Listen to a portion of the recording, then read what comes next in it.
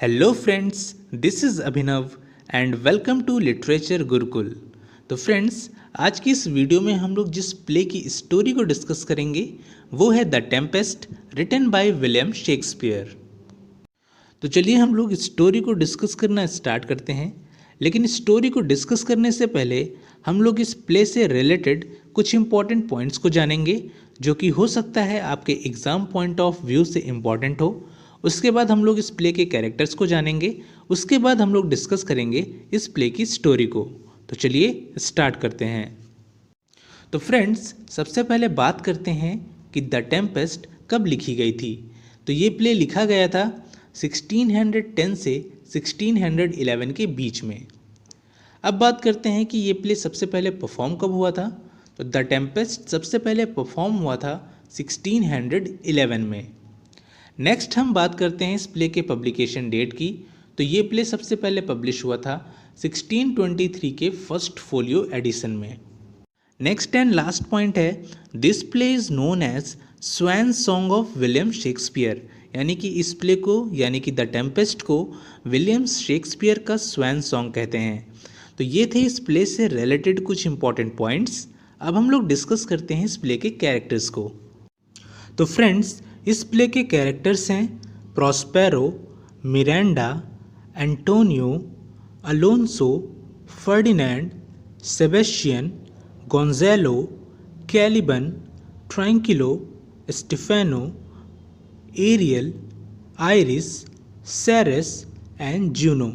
तो फ्रेंड्स, ये थे इस प्ले के मेन कैरेक्टर्स। अब इन कैरेक्टर्स का आपस में क्या रिलेशन है, ये आपको स्टोरी के थ्रू क्लियर हो जाएगा। तो चलिए अब हम लोग स्टोरी को डिस्कस करना स्टार्ट करते हैं। तो फ्रेंड्स, जैसे ही प्ले ओपन होता है हम इंट्रोड्यूस होते हैं नेपल्स के किंग अलोंसो से। इनकी एक डॉटर है जिसका नेम होता है क्लैरिबेल, और उसकी शादी अलोंसो ने ट्यूनिस के किंग के साथ कर दी है। और आफ्टर मैरिज वो एक शिप से वापस आ रहे हैं, और जिस शिप से अलोंसो वापस आ रहे हैं उसमें उनके साथ हैं फर्डिनेंड, जो कि अलोंसो का बेटा होता है, सेबेस्टियन, जो कि अलोंसो का भाई होता है, एंटोनियो, जो कि मिलान का ड्यूक है प्रेजेंट टाइम में, और साथ में है गोंज़ालो, जो कि एक कोर्टियर होता है और बहुत ही जेनरस होता है, और उनके साथ में है स्टेफेनो एंड ट्रैंक्विलो। अब समुद्र के जिस रास्ते से ये सभी लोग वापस आ रहे होते हैं उसमें एक टेम्पेस्ट आता है, यानी कि एक तूफान। और इस टेम्पेस्ट को क्रिएट करता है स्पिरिट एरियल, वो भी प्रॉस्पेरो के कहने पर। तो अब इस टेम्पेस्ट की वजह से जो शिप होता है वो डूबने लगता है, और जितने भी मैरिनर्स होते हैं, यानी कि इस शिप में जितने यात्री होते हैं, वो सभी घबरा जाते हैं और अपनी जान बचाने के लिए गॉड से प्रे करने लगते हैं। दूसरी तरफ जो प्रॉस्पेरो हैं और उसकी डॉटर मिरांडा, वो लोग एक आइलैंड पर हैं और ये सारा नज़ारा देख रहे होते हैं। सभी मैरिनर्स को इतनी तकलीफ़ में देखकर जो मिरांडा होती है वो अपने फादर प्रॉस्पेरो से कहती है कि जैसे आपने इस टेम्पेस्ट को क्रिएट करवाया है वैसे ही इसे शांत करवा दीजिए, क्योंकि मैरिनर्स की ऐसी हालत मुझसे नहीं देखी जा रही है। इस पर इसके फादर प्रॉस्पेरो जवाब देते हैं कि तुम्हें घबराने की ज़रूरत नहीं है, सभी मैरिनर्स सेफ हैं, किसी को कोई भी नुकसान नहीं हुआ है। अब इसके बाद सीन आगे बढ़ता है और जो प्रॉस्पेरो है अपनी डॉटर मिरांडा से कहता है कि मैं तुम्हें अपने अतीत यानी कि पास्ट की एक कहानी सुनाता हूँ जिसे तुम्हारे लिए जानना बहुत ही ज़रूरी है। इतना कहने के बाद प्रॉस्पेरो अपनी डॉटर को वो कहानी सुनाना शुरू करता है और कहता है कि ये कहानी आज से 12 साल पहले की है, जब मैं मिलान का ड्यूक था। मुझे मैजिक से रिलेटेड बुक्स पढ़ने का बहुत ही शौक़ था, जिसके लिए मैंने अपनी ड्यूकडम की सारी जिम्मेदारियां अपने छोटे भाई एंटोनियो को दे दी। लेकिन उसने धोखे से कॉन्स्पिरेसी करके अलोंसो, जो कि नेपल्स का किंग है, उसकी हेल्प से मुझसे मेरा पूरा राज्य हथिया लिया और मुझे और तुम्हें एक छोटी सी बोट में बैठाकर राज्य से बैनिश कर दिया, जिसमें सरवाइव कर पाना भी मुश्किल था। लेकिन जो गोंज़ालो था, जो कि एक कोर्टियर है, वो बहुत ही जनरस पर्सन था और उसने हमारी बोट में चुपके से हमारी ज़रूरत का सारा सामान जैसे खाने पीने की चीज़ें, बुक्स और कपड़े सभी रख दिए थे, जिससे हम लोग सरवाइव कर पाएँ और यहाँ इस आइलैंड पर आके बस गए। और इस कहानी को सुनते सुनते जो प्रॉस्पेरो की डॉटर मिरांडा है, उसके मैजिक के इफ़ेक्ट से सो जाती है। अब सीन आगे बढ़ता है और जो स्पिरिट एरियल है वो प्रॉस्पेरो के पास आकर उन्हें इन्फॉर्म करता है कि आपके ऑर्डर के अकॉर्डिंग मैंने शिपरेक करा दिया है और जितने भी पैसेंजर थे वो सभी सुरक्षित हैं, और जैसा आपने कहा था मैंने फर्डिनेंड को उसके फादर अलोंसो से भी अलग कर दिया है। और अब आपकी बारी है अपना प्रॉमिस पूरा करने की, जैसा कि आपने कहा था कि आप मुझे अपनी सर्विस से फ्री कर देंगे। तो एरियल की इस बात को सुनकर प्रॉस्पेरो कहता है, मैं तुम्हें ज़रूर अपनी सर्विस से फ्री कर दूंगा, लेकिन अभी तुम्हें मेरे लिए कुछ काम और करने होंगे।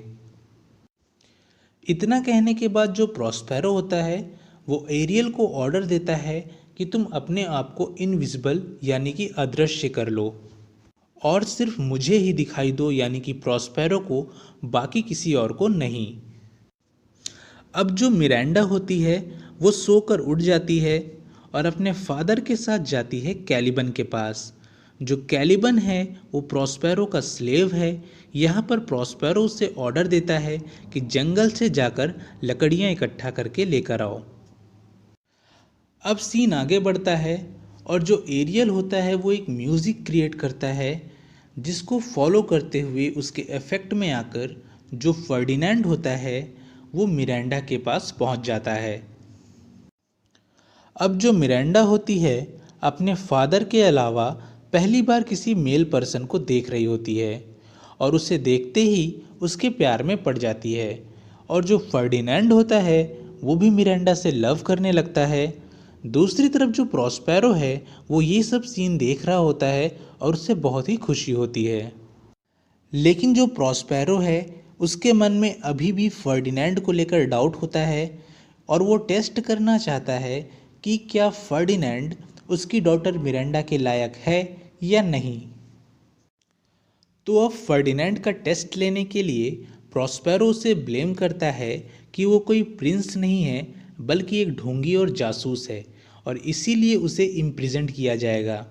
ये सुनने के बाद जो फर्डिनेंड होता है वो अपनी तलवार निकाल लेता है, लेकिन प्रॉस्पेरो की मैजिक की वजह से वो अपनी तलवार को उठा नहीं पाता है। अब यहाँ पर जो मिरांडा होती है वो अपने फादर से रिक्वेस्ट करती है कि उसके साथ ऐसा ट्रीट ना करे, लेकिन उसके फादर मिरांडा को चुप रहने के लिए कहते हैं। अब सीन आगे शिफ्ट होता है आइलैंड के दूसरे पार्ट पर, जहाँ पर अलोंसो, सेबेस्टियन, गोंज़ालो, एंटोनियो एक साथ मिलते हैं। और जो अलोंसो होता है वो बहुत ही उदास होता है क्योंकि उसे लगता है उसका जो बेटा है वो डूबकर मर गया है। अब यहाँ पर जो स्पिरिट एरियल होता है वो इनविजिबल फॉर्म यानी कि अदृश्य रूप में आता है और फिर से एक म्यूज़िक क्रिएट करता है, जिसके इफेक्ट में आकर अलोंसो और गोंज़ालो सो जाते हैं। और इस सिचुएशन पर जो एंटोनियो होता है वो अलोंसो के भाई सेबेस्टियन के माइंड को करप्ट करता है और कहता है कि वो अलोंसो को मार दे, इससे ये होगा कि वो नेपल्स का किंग बन जाएगा। अब एंटोनियो की बात को सुनने के बाद सेबेस्टियन इस बात के लिए मान जाता है और दोनों मिलकर ये भी डिसाइड करते हैं कि वे गोंज़ालो को भी मार देंगे। और इसके लिए दोनों लोग अपनी तलवारों को निकाल लेते हैं, लेकिन तभी स्पिरिट एरियल अपने म्यूज़िक के इफ़ेक्ट को हटा देता है और दोनों लोग यानी कि अलोंसो एंड गोंज़ालो उठ जाते हैं। अब नींद से उठने के बाद अलोंसो और गोंज़ालो जब सेबेस्टियन और एंटोनियो के हाथ में तलवार देखते हैं तो उन्हें कुछ डाउट होता है, लेकिन तभी वो दोनों एक झूठी कहानी बनाते हैं कि जंगली जानवरों से बचने के लिए हमने अपनी तलवारें निकाली हुई हैं। अब सीन आगे शिफ्ट होता है और हम मिलते हैं कैलिबन से, जो कि जंगल में लकड़ियां कलेक्ट कर रहा होता है। तभी वो देखता है कि वहाँ पर ट्रैंक्विलो आ रहा होता है और उसे लगता है कि प्रॉस्पेरो ने परेशान करने के लिए मुझे एक स्पिरिट भेजी है। और ये सोचकर जो कैलिबन होता है वो अपने आप को छुपा लेता है। अब इसी टाइम वहाँ पर तेज़ हवाएं चलने लगती हैं, या फिर यूँ कह लीजिए कि हल्की सी आंधी आती है, जिससे बचने के लिए जो जेस्टर ट्रैंक्विलो होता है वो कैलिबन के पास छिप जाता है। और तभी वहाँ पर आता है स्टीफेनो, जो कि एक ड्रंकर होता है और उसने बहुत ही ज़्यादा ड्रिंक कर रखी है, जिसकी वजह से वो जब ट्रैंक्विलो और कैलिबन को एक साथ देखता है तो उसे लगता है कि इसके 2 सिर और 4 पैर हैं, यानी कि उन दोनों लोग को वो एक पर्सन समझता है। लेकिन कुछ देर के बाद जो स्टीफेनो होता है वो ट्रैंक्विलो को पहचान लेता है और फिर तीनों यानी कि ट्रैंक्विलो, स्टीफेनो और कैलिबन मिलकर एक साथ ड्रिंक करते हैं। दूसरी तरफ जो फर्डिनेंड होता है वो लॉक्स ऑफ वुड यानी कि लकड़ियों के गट्ठर को कैरी कर रहा होता है, क्योंकि प्रॉस्पेरो ने उसे ये काम दिया है ये साबित करने के लिए कि वो मिरांडा के लायक है या नहीं। तभी जो मिरांडा होती है वो सीक्रेटली यानी कि चुपके से फर्डिनेंड से मिलने जाती है, और जो प्रॉस्पेरो होता है इनविजिबल फॉर्म में ये सब देख रहा होता है। यहाँ पर जो फर्डिनेंड होता है वो मिरांडा को मैरिज के लिए प्रपोज करता है, और ये देखकर जो प्रॉस्पेरो है वो बहुत ही खुश होता है। अब जो सीन है वो फिर से शिफ्ट होता है उन तीनों के पास। उन तीनों से मतलब है कैलिबन, स्टीफेनो एंड ट्रैंक्विलो। तीनों बैठकर ड्रिंक कर रहे होते हैं। तभी वहाँ पर एरियल इनविजिबल फॉर्म में पहुँच जाता है। अब जो कैलिबन होता है वो नशे की हालत में स्टीफेनो से कहता है कि वो प्रॉस्पेरो को मार दे, जिससे कि वो आइलैंड का किंग बन जाएगा और प्रॉस्पेरो की डॉटर मिरांडा उसकी वाइफ यानी कि आइलैंड की क्वीन बन जाएगी। और जो एरियल होता है ये सारी बातें सुनकर प्रॉस्पेरो को बता देता है। अब सीन फिर से शिफ्ट होता है आइलैंड के दूसरे पार्ट पर, जहां पर Alonso, Gonzalo, Antonio and Sebastian Ferdinand को ढूंढ रहे होते हैं, लेकिन उन्हें फर्डिनेंड नहीं मिलता है। तो अब जो अलोंसो होता है यानी कि फर्डिनेंड का फादर इस बात को पूरी तरह से मान लेता है कि उसकी डेथ हो चुकी है।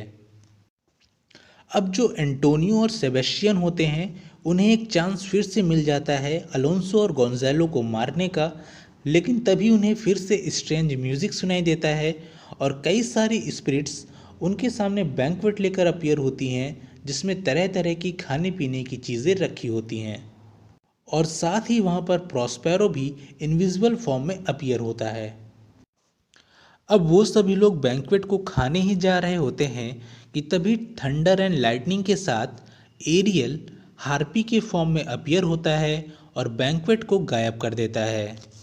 और साथ ही साथ जो एरियल होता है वो अलोंसो, सेबेस्टियन और एंटोनियो को उनके द्वारा किए गए क्राइम के लिए कंडेम भी करता है, और अलोंसो से कहता है कि नेचर यानी प्रकृति ने तुम्हारे बेटे फर्डिनेंड को तुमसे छीनकर तुम्हारे सभी क्राइम्स का बदला लिया है।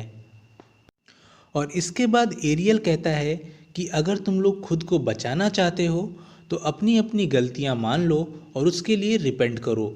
और इतना कहते ही जो एरियल होता है वो डिसअपियर यानी कि गायब हो जाता है। दूसरी तरफ जो फर्डिनेंड होता है उसने प्रॉस्पेरो के टेस्ट को पास कर लिया है, और प्रॉस्पेरो सीक्रेटली मिरांडा और फर्डिनेंड की शादी कर देते हैं। उसके बाद यहाँ पर एक मास्क पार्टी ऑर्गेनाइज होती है जिसमें ग्रीक गॉडेस अपीयर होते हैं, और वो हैं आयरिस, सेरेस और जूनो। ये तीनों गॉडेस मिलकर कपल को ब्लेसिंग्स देते हैं। उसके बाद यहाँ पर एक कंट्री डांस परफॉर्म होता है। अब सीन आगे शिफ्ट होता है। प्रॉस्पेरो एंड एरियल जो हैं वो जाते हैं ट्रैंक्विलो, स्टीफेनो एंड कैलिबन के पास। यहाँ पर जो एरियल होता है अपनी मैजिक की हेल्प से एक कीचड़ का गड्ढा बना देता है।